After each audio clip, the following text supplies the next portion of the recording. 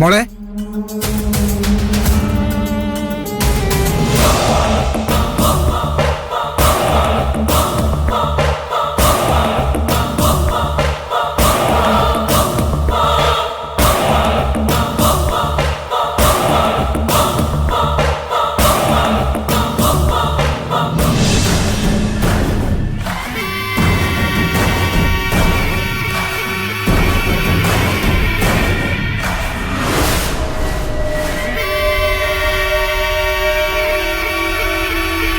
മോള് പേടിച്ചു പോയോ? ഗിരിയെ പേടിച്ചിട്ടാണ് ഞങ്ങൾ വീട്ടിലേക്ക് കയറാതെ ഇവിടെ തന്നെ നിന്നത്. മഞ്ജുവിന് ചോദിക്കാനുള്ളതെല്ലാം അച്ഛനോട് ചോദിക്കാം. അച്ഛനൊന്നും മറച്ചു വെക്കില്ല. ധൈര്യമായിട്ട് ചോദിച്ചോ മോളെ. കാശ് കിട്ടിയതുകൊണ്ടാണ് എന്റെ അച്ഛനെ കൊന്ന കുറ്റം ഏറ്റെടുത്തെന്ന് താൻ പറഞ്ഞില്ലേ? ആരാ തനിക്ക് കാശ് തന്നത്? എൻ്റെ അവസ്ഥ നന്നായി അറിയാവുന്ന ഒരാൾ.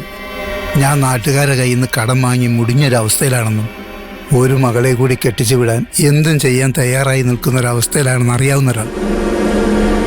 എൻ്റെ നിസ്സഹായ അവസ്ഥയെ ചൂഷണം ചെയ്യാൻ കഴിവുള്ള ഒരാൾ. അത് മറ്റാരുമല്ല, മോളുടെ ഭർത്താവാണ് ഗിരി.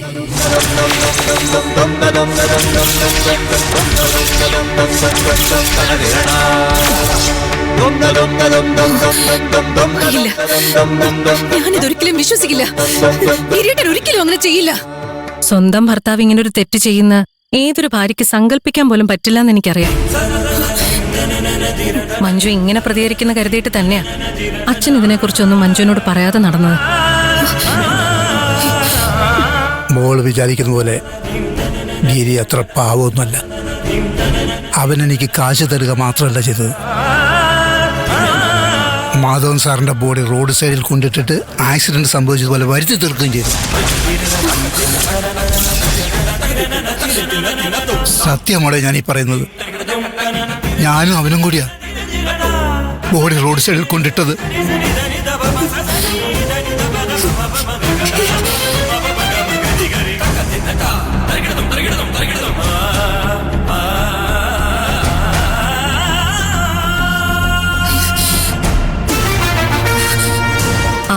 അച്ഛൻ ഇതെല്ലാം എൻ്റെ അടുത്ത് പറഞ്ഞപ്പോഴാ ഗിരി എത്രമാത്രം അപകടകാരിയാണെന്ന് ഞാൻ മനസ്സിലാക്കിയത്. ഗിരിയെ പേടിച്ചിട്ടാ ഇത്രയും കാലം അച്ഛൻ സത്യം പറയാതെ നടന്നത്.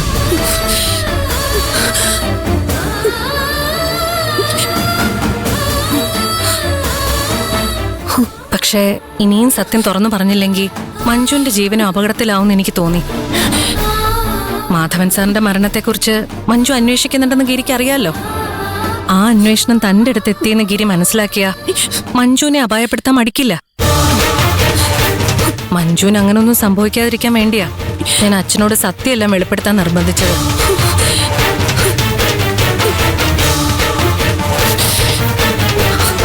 മോള് ഗിരിയെ സൂക്ഷിക്കണം.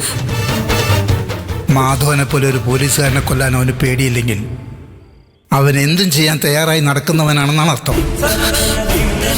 ഗിരിയേട്ടനല്ല എന്റെ അച്ഛനെ കൊന്നത്, ഗോപാലനാണ്.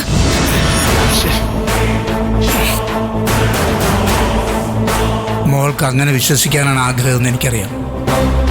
അതിന് മോളെ ഞാൻ കുറ്റം പറയില്ല മോളെ. പക്ഷെ സത്യാവസ്ഥ അതല്ല. ഒരു പെണ്ണിനും മഞ്ജുവിന്റെ ഗതി വരരുതെന്ന് ഞാൻ പ്രാർത്ഥിക്കും. സ്വന്തം അച്ഛന്റെ കൊലയാളിയുടെ കുഞ്ഞിനെ മഞ്ജു ചുമക്കുന്നത്.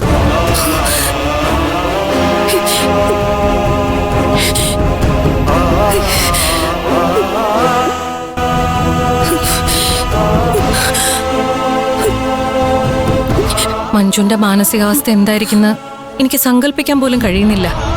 ഈ ഒരവസ്ഥയില് യാഥാർത്ഥ്യം നിഷേധിക്കുന്നതായിരിക്കും എളുപ്പവഴി. പക്ഷെ അത് കണ്ണടച്ചിരുട്ടാക്കുന്നത് പോലെയാവും.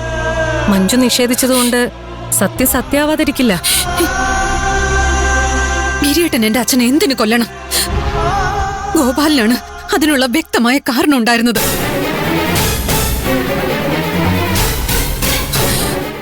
ഹരിതയുടെ കേസിൽ നിന്ന് സഞ്ജുവിനെ രക്ഷിക്കാന് അയാൾ എന്റെ അച്ഛനെ കൊന്നത്. മോളെ, ഗോപാൽജിക്ക് അങ്ങനെ ഒരു ഉദ്ദേശം ഉണ്ടെങ്കിൽ തന്നെ അദ്ദേഹം ചെയ്യുന്നു മോക്ക് തോന്നുന്നുണ്ടോ?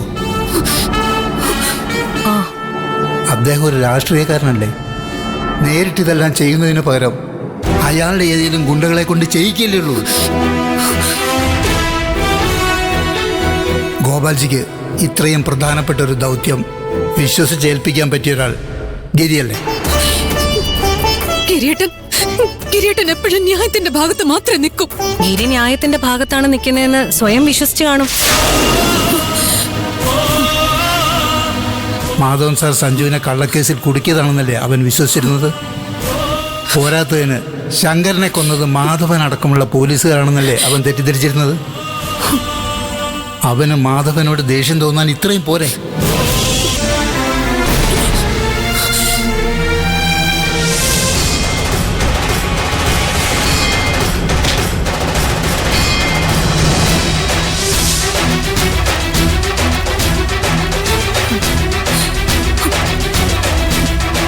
ചിലപ്പോൾ അവൻ വേണമെന്ന് വെച്ച് ചെയ്തതായിരിക്കില്ല. പെട്ടെന്നുള്ള ദേഷ്യത്തിൽ അറിയാതെ അവനൊരു കയ്യബദ്ധം പറ്റിയതായിരിക്കും. പക്ഷേ മാധവൻ സാറിനെ കൊന്നത് ഗിരി തന്നെയാണ്.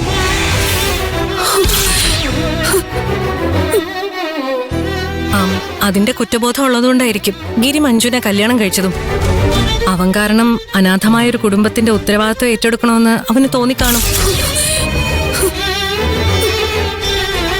ഞാൻ പറയുന്നത് മോളൊന്ന് വിശ്വസിക്കും. താനീ പറഞ്ഞതെല്ലാം കോടതിയിൽ പറയാൻ തയ്യാറാണോ?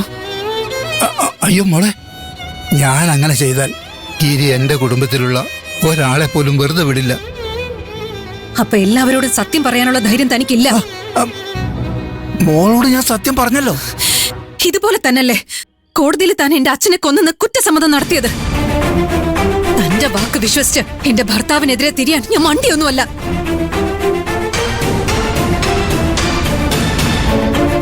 തനിക്ക് മനം മാറ്റം വന്ന് എന്നോട് സത്യം പറഞ്ഞതാണെന്നും ഞാൻ വിശ്വസിക്കുന്നില്ല. തന്നെ എന്റെ അടുത്തേക്ക് അയച്ചത് ഒരു പക്ഷെ ഗോപാലനായിരിക്കും.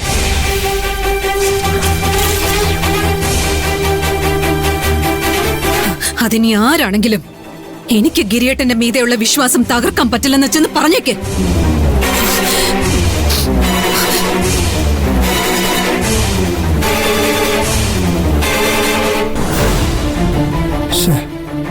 നമ്മൾ ഇത്രയൊക്കെ പറഞ്ഞിട്ടും സംഗതി ഏറ്റില്ലല്ലോ മോളെ. നമ്മൾ പറഞ്ഞത് മുഴുവൻ വിശ്വസിച്ച് കാണില്ല, പക്ഷെ പകുതി വിശ്വസിച്ചാ മതി. ഗോപാൽജി ഉദ്ദേശിച്ചതുപോലെ അവര് തമ്മിൽ ശത്രുതയിലാവും. അത് ശരിയാ. മോള് വാ.